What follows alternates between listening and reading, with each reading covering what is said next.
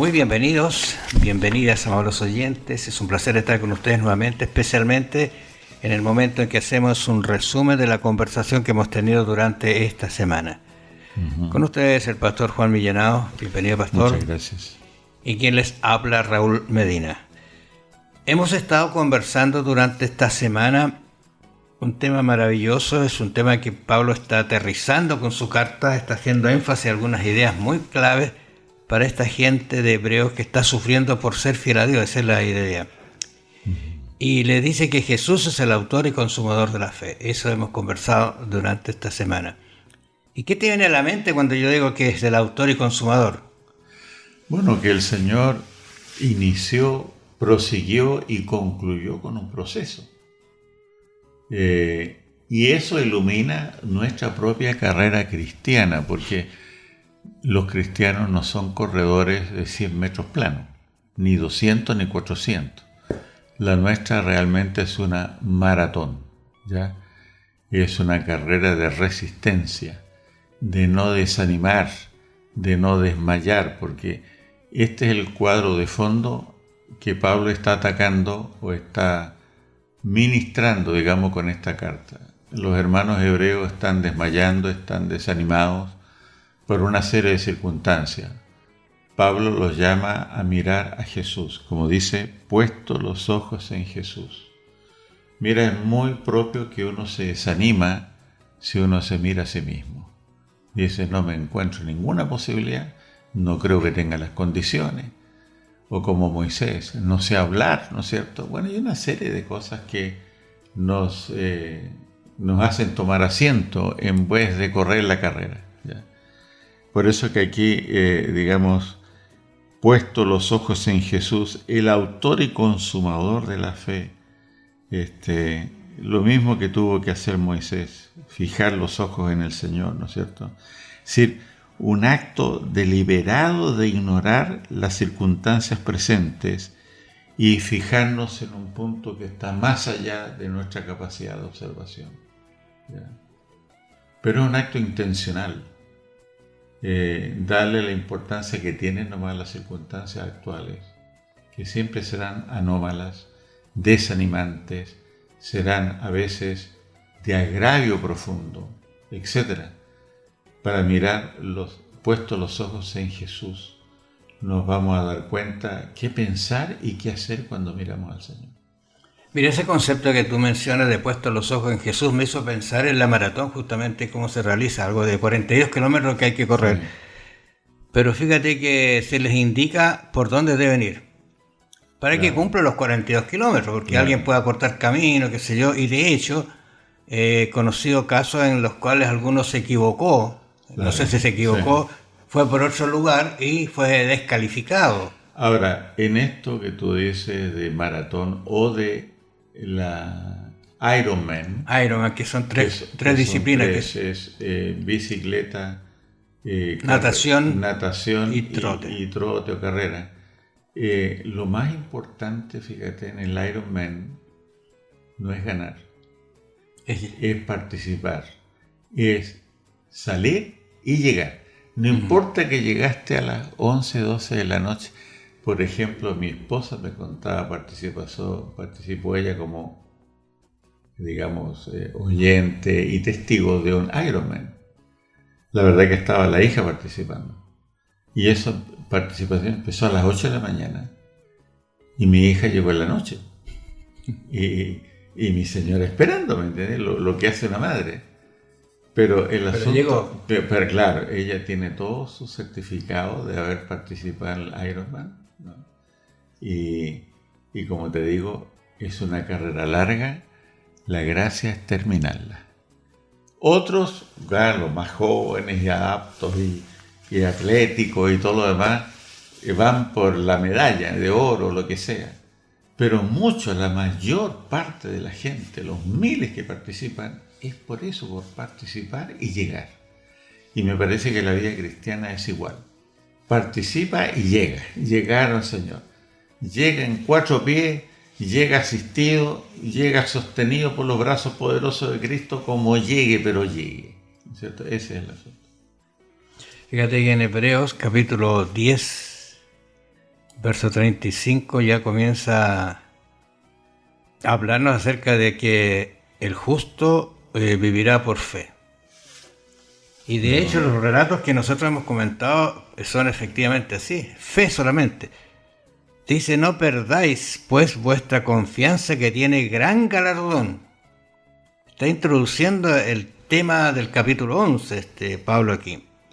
Dice, porque os es necesaria la paciencia para que habiendo hecho la voluntad de Dios obtengáis la promesa. Porque aún un poquito y el que ha de venir vendrá y no tardará. Interesantes esos temas.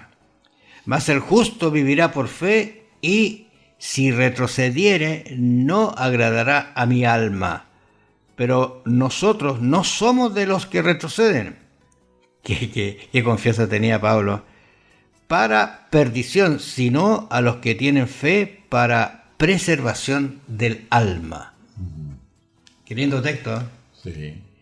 Es un texto así comprometedor, pero también emocionante, pero también que empuja, ¿no es cierto?, a mantenerse en esta línea, porque uno cuando revisa el capítulo 11, ninguno de ellos tuvo la recompensa, si tú lo analizas, sí. Pero descansaron, murieron, tomados de la mano de la fe. Mirando la recompensa. Mirando la recompensa. Bueno, esto es precisamente texto, yo creo, para que no seamos cobardes, sino que seamos animosos, ¿no es cierto? Yo creo que este es el significado de lo que el apóstol Pablo escribe aquí, ¿no? Y no creo que signifique, o sea, que implique mayor traducción. Uno ve que el apóstol Pablo le gustaba animar a los hermanos que estaban en problemas. Lo mismo encuentra uno en Gálatas 3:7 y otros pasajes en Romanos 3:26, ¿no? Es decir, el dar ánimo a seguir adelante. Y estas palabras, que tú se las das a una persona muy simple, ¿sabes?, con un golpecito quizás en el hombro, ¿no es cierto? Anímese en el Señor. Le puede cambiar la vida ese día a una persona, ¿ya? Quien veía todo oscuro. Hay días en que el cristiano ve todo oscuro, ¿no? Hay un día especialmente que las nubes están encima de él. Pero una simple palabra de simpatía puede cambiar ese día para ese cristiano, ¿no? Siempre necesitamos simpatía humana, ¿no? Y hasta Cristo necesitó que sus discípulos velaran, oraran. Les pidió incluso ahí. Exactamente. Entonces, nosotros no estamos exentos de esa necesidad. Yo creo que vamos a tener que pensar en estas 3 últimas lecciones, incluyendo esta, que son tan atingentes al momento que quizás estamos viviendo. Pero no nos olvidemos que, como dice el justo, por fe vivirá, tomado de la mano del invisible como lo hizo Moisés. El tema general es, ¿no es cierto?, el concepto de fe, el concepto de Jesús, el autor y consumador de la fe. Y hoy día vamos a hablar un poquito de la fe y de Abraham también. ¿Qué dicen los textos? Bueno, el capítulo 11 completo está dado en el sentido de que la fe es un concepto que es práctico, que es seguro, que es respuesta, que es prueba, que es convicción, que es certeza, que es garantía. Todos estos términos se pueden apropiar a los conceptos de fe. Es pues la fe la certeza de lo que se espera, la convicción de lo que no se ve, porque por ella alcanzaron buen testimonio los antiguos. ¿Quién era Abraham? ¿Qué es lo que hacía? Porque está dentro de la lista de la fe, comenzando por Abel, ¿no es cierto?, y siguiendo con el resto de los personajes. ¿Por qué Abraham está dentro de esta lista tan maravillosa de los que tienen fe? Bueno, la Biblia nos dice que él evidentemente miró más allá de su realidad, de sus circunstancias. Había recibido, sin embargo, una evidencia tan clara del poder de Dios al poder tener en sus brazos el hijo de la ancianidad, de la promesa del milagro a Isaac, ¿no? Y el mismo Dios, entonces, que le había dado esa bendición, ahora le pide que sacrifique a su hijo. Y acortando la historia, allí en el monte Moria, Abraham comprendió que Dios lo amaba y que andaba buscando su corazón, contar con él con una perfecta disposición. Y Dios entendió que podía contar también con Abraham porque no titubeaba en sacrificar a su hijo. Pero quería mostrarle el Padre cómo un carnero, como un animalito inocente, iba a ser sacrificado en vez del hijo.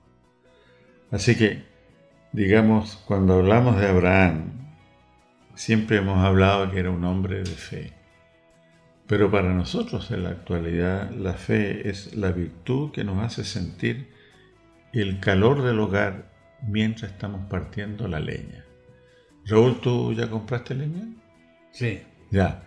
Bueno, ya pronto llega el día en que tenemos que manipular leña y ya mientras guardábamos la leña y ya hacen como 30 grados de calor ahora y estamos secando la leña, ya parece que por fe estamos experimentando el calorcito de la estufa. Eso es fe, ¿no? La fe es la virtud que nos hace sentir el calor del hogar mientras estamos cortando la leña, ¿no es cierto? Así que, digamos, es muy distinto cuando una persona confía, tiene fe en las promesas de Dios, a esta otra realidad que está relatada en El deseo de toda la gente, página 70. Dice allí este libro extraordinario, pero la fe no tiene ninguna conexión con la presunción. ¿Ya? ¿En qué sentido? Solo el que tenga verdadera fe estará seguro contra la presunción. Siempre hay un peligro cuando hablamos de fe, que es el peligro de la presunción. Porque la presunción es la falsificación satánica de la fe. La fe, positivamente hablando, verdaderamente hablando, se aferra a las promesas de Dios y produce fruto de obediencia. Eso es un detalle importante. Eso es muy importante. La fe no es estéril. La fe tiene un fruto, que es la obediencia. Entonces dice luego, la presunción también reclama las promesas, pero las usa como Satanás para disculpar la desobediencia o la transgresión. Así que la presunción, Raúl, es una fe falsa. ¿Ya? ¿Te parece? Puede sonar bonito, lo que sea, pero es una fe falsa. Así que yo creo que a través de la historia de estos hombres como Abraham, que se le pidió que sacrificara y se dirigió para hacerlo, tenemos clara evidencia de lo que es la verdadera fe, la fe bíblica. La fe bíblica tiene su fruto, que es la obediencia. Incluso Abraham dice que vivió como extranjero. Interesante eso, ¿eh? Bueno, ese concepto de fe de Abraham nos va a enseñar muchas lecciones, pero también vamos a ver a Moisés.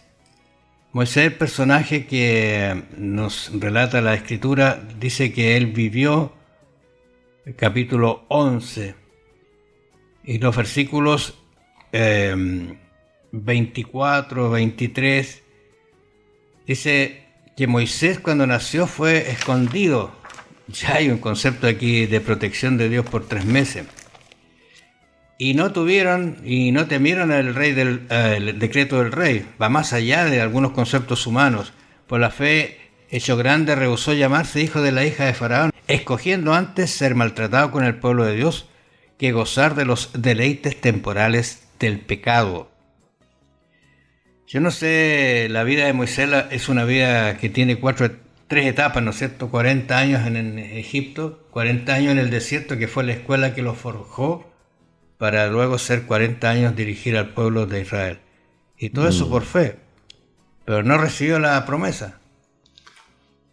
Hasta la vida en que estuvo vivo. Se estuvieron mirando la promesa de lejos. Y lo mismo pasa con nosotros. Nosotros quisiéramos una vida casi celestial mientras estamos en la tierra. No, el Señor nos da un anticipo, yo diría.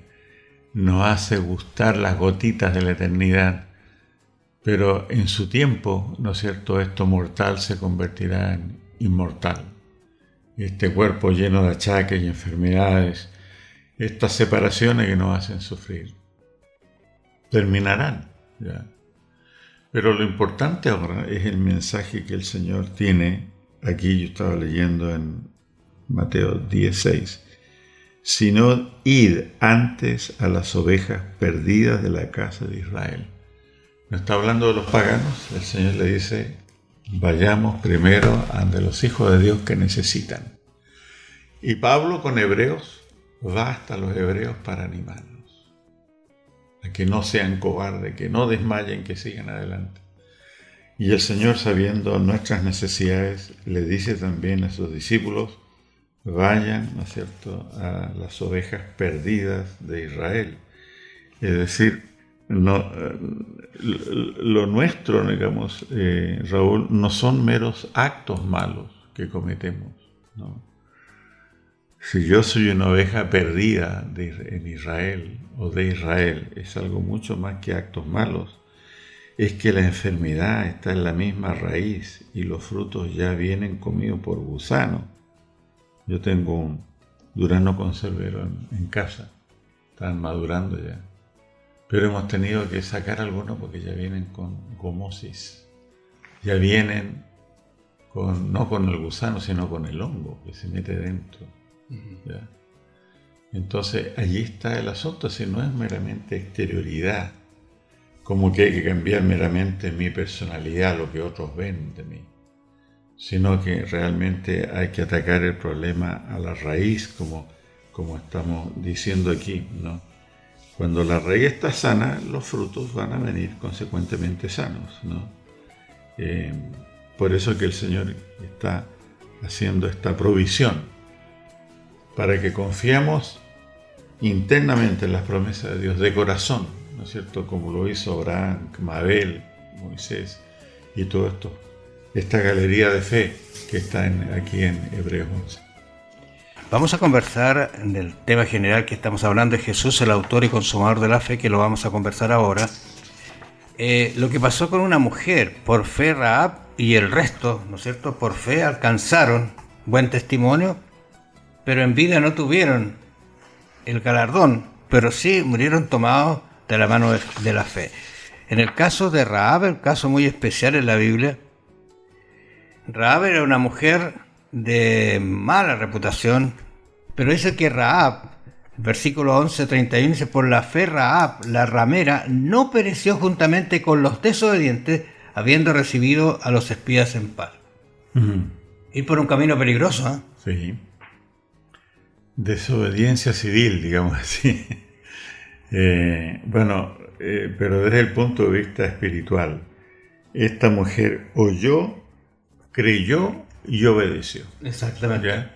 Y creo que es el mismo derrotero, el mismo camino que nosotros tenemos. Hay que predicar este evangelio en los púlpitos, en las iglesias, en nuestros hospitales, en los micrófonos de Nuevo Tiempo. Hay que predicar para que las personas puedan oír, para que den el otro paso, crean y también obedezcan. ¿No es cierto? Porque este fue el derrotero de Rahab, ¿no es cierto? Ella no vio nunca nada extraordinario, sus sentidos no captaron nada de las obras poderosas de Dios cuando sacó a su pueblo de Egipto. Pero sin embargo le llegaron noticias que eso había acontecido. Y esas intervenciones de Dios en la historia, esas intromisiones inesperadas y a veces indeseadas de Dios en nuestra vida, son todas iniciativas de salvación. Son dos cosas, es manifestación de amor y es manifestación también de poder, ¿ya?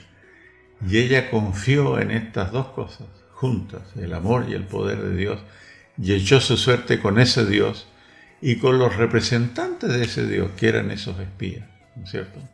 De manera que ese es el valor de la fe de esta mujer, que sin haber visto nada, ni fluir agua de la roca, ni que el maná descienda, y nada de eso, sin embargo, creyó en el Dios que estaba detrás de esos actos de salvación. Lo interesante es que los mismos antecedentes que tenían todos los, digamos, de Jericó, los tuvo Rahab, sí, con la diferencia que Rahab creyó. Creyó y obedeció. Y esa ciudad podría haber sido muy diferente si todos hubiesen creído, ¿eh? pero lo altanero, el egoísmo, ¿no es cierto?, los hizo perderse. Es la confianza en la muralla, ¿no? Porque Claro, confiaron la en algo de ellos. Exactamente. La muralla nos salva, pero la muralla no lo salvó. Y por último vamos a conversar acá acerca de Jesús, el autor y consumador de la fe. ¿Qué es lo que dice Hebreos 12? Recuerda usted que hemos dicho que los capítulos 11 y 12 son los capítulos más hermosos del libro de Hebreos. Pablo está descendiendo, está haciendo una alusión, hace una especie de aterrizaje, de conclusión, ¿no es cierto? Y está colocando estos antecedentes extraordinariamente hermosos. Capítulo 12, versículo 1 al 3, ¿qué es lo que dice? Por tanto, dice, y ese por tanto tú lo habías resaltado, es un concepto que aparece muchas veces en la Biblia. Después de todo lo que hemos dicho, ¿no es cierto?, lo que hemos venido conversando, y por tanto ahora hay algo que tenemos que tomar la resolución. Dice, por tanto, nosotros también, teniendo en derredor nuestro tan grande nube de testigos, despojémonos de todo peso y del pecado que nos asedia, y corramos con paciencia la carrera que tenemos por delante. ¿Qué está diciendo Pablo? Correr con perseverancia la carrera. ¿Tú recuerdas que habíamos hablado en algún momento de la triatlón o la Ironman? Todo está designado, todo está hecho, corriendo por el camino correcto y habiendo entrenado, habiendo por fe creyendo que lo voy a ganar, comienza a ganar. Y como tú decías, ellos no corrieron por ser el primero, sino por llegar a la meta. Es lo que Pablo está diciendo. Por tanto, nosotros, oiga, pongámonos a correr ahora. Fíjate que demos el primer paso. En esta carrera no solamente hay una actitud y preparación previa, puede ser meses, años de preparación, sino que también hay una estrategia de cómo correr la carrera en sí. Ajá. ¿Qué tienes que hacer tú la noche anterior? ¿Qué tienes que hacer tú antes de la largada para que tu cuerpo funcione apropiadamente? Todo eso, no hay tiempo aquí en los micrófonos para decirlo, pero preparación es clave. Nadie va a una carrera sin preparación. Y yo creo que el Señor ha dispuesto todos los medios, ha dispuesto los ejemplos de estos héroes del pasado, pero lo mayor ha dispuesto al autor y consumador de la fe, a nuestro Señor, con su vida perfecta, que hizo una carrera perfecta y la completó hasta subir virilmente a la cruz, y que nos muestra entonces un camino de posibilidades. No un camino al desánimo, de volver atrás, sino un camino que va adelante siguiendo al Señor. Lo interesante de esto es que esta carrera, y yo creo que este es el centro de lo que Pablo quiere decirnos, versículo 2, 12:2, puesto los ojos en el autor y consumador de la fe, el cual por el gozo puesto delante de él sufrió la cruz, menospreciando el oprobio, y se sentó a la diestra del trono de Dios. Lecciones pasadas habíamos visto que Jesús es el ancla, ¿tú recuerdas? Que Jesús entró más allá del velo. O sea, tenemos un Jesús, un abogado, un intercesor, un sumo sacerdote, que está en el mismo trono de Dios intercediendo por nosotros. ¿Qué mejor eso? Y ahí debemos mirar, fijar nuestros ojos. Considerad aquel que sufrió tal contradicción de pecadores contra sí mismo, para que vuestro ánimo no se canse hasta desmayar.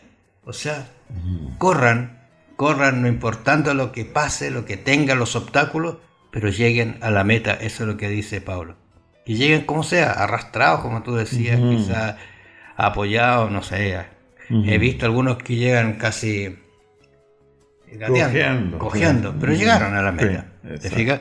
Y eso es lo que Pablo está diciendo, porque hay alguien que es el consumador, el autor, el que la inicia, el que la coloca, el que la siente en el ser humano, pero también el que la consuma, el que la lleva a cabo. ¿Te parece? Muy bien. Sí. Bueno, yo creo que al mirar el ejemplo de estos héroes de la fe y el ejemplo del Señor, uno puede concluir de que si vamos a perseverar es por decisión, no por condición. No porque las condiciones sean agradables, no tengo ningún problema, o mi familia cercana igualmente, vamos a seguir adelante, sino que seguimos adelante por una decisión, ¿no? Consciente de amar al Señor y que el Señor tiene poder para asistirnos también en esta verdadera carrera. Termino con esta frase, dice: por lo tanto, suframos alegremente algo por amor de Jesús. Crucifiquemos diariamente el yo y participemos aquí de los sufrimientos de Cristo, a fin de que seamos participantes con Él de su gloria y seamos coronados de gloria, honra, inmortalidad y vida eterna. Que el Señor los bendiga y los acompañe. Nos vamos a encontrar la próxima semana.